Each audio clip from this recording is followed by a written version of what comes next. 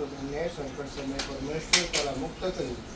परमेश्वर त्याचे संरक्षण करेल व त्याचा प्राण वाचवेल. भूतलावर तो सुखी होईल आणि तू त्याला त्याच्या वैराच्या इच्छेवर सोडणार नाही.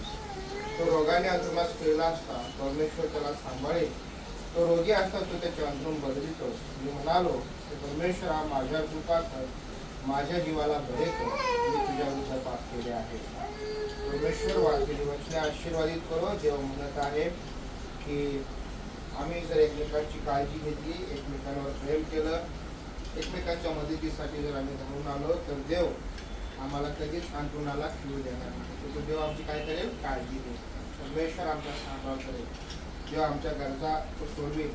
तो म्हणत आहे की तू भूतलावर काय होशील? सुखी होशील. आम्हाला सगळ्यांना सुखी व्हायला आवडतं.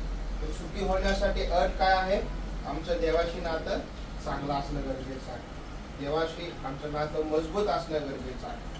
कारण की थोडं जरी असलं तर थोडक्यांमध्ये, परंतु परमेश्वर आम्हाला काय करतो? सुखी ठेवतो.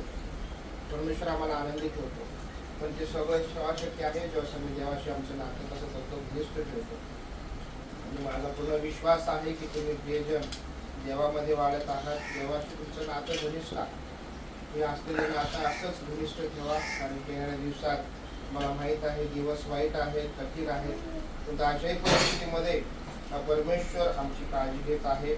वचन सांगते की तू त्याच्या वैराच्या इच्छेवर त्याला सोडणार नाही. वैरी आपलं कधी चांगलं करतो का? आपलं वाईटच करणार आहे. पण बायबल सांगतं देवाची जर आमचं नातं चांगलं आहे तर तो आम्हाला वैराच्या इच्छेवर सोडणार नाही. म्हणून देवा तुम्हाला विशेष सांभाळ करो, तुमचं संरक्षण करो, तुमची काळजी घेऊ. हीच माझी प्रभूचरणी तुमच्यासाठी प्रार्थना करू. स्वर्गीय माझ्या सर्वसमर्थ ईश्वरा, तुझ्या पवित्र पवित्र नावाला धन्यवाद देतो. आज परमेश्वरा सर्व कुटुंबामध्ये तू आम्हाला जीवन आलंस.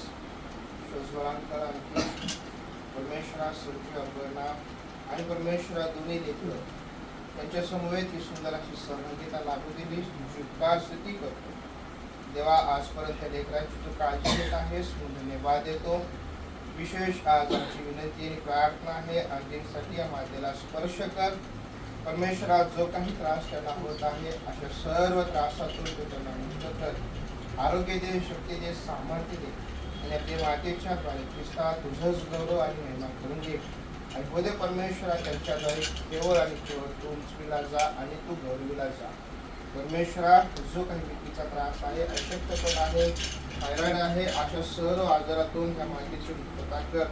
प्रभूजी त्यांच्या शरीरामध्ये बळ दे, ताकद दे, शक्ती दे आणि दे बाप्पा त्यांच्याद्वारे केवळ तो उंचविला जा. आणि त्याला नाही तू स्पर्श कर, त्याची काळजी घे. संजीव आणि परमेश्वर आपल्याला यांच्यासोबत राहा. त्यांनाही उत्तम आरोग्य दे. दोन्ही लेकरांची वाढ होत असताना देवाच्या माणसाच्या भयात कृपेत ज्ञानातील लेकर वाढत जाऊ दे. सर्व रोगराई, आजार, व्याधीक्षेत्रपणापासून सर्व लेकरांचं तू संरक्षण कर. आज प्रार्थनेची संधी दिलीस, तुझ्या लेकरांना स्पर्श केलंस, विशेष आणखीन स्पर्श केलं. तुझा आभार मानतो. येशूच्या नावात प्रार्थना केली म्हणतो आहे. हे आमच्या स्वर्गातील पित्या, तुझे नाम पवित्र मानले जाऊ. तुझे राज्य येऊ, जसे स्वर्गात तसेच पृथ्वीवर.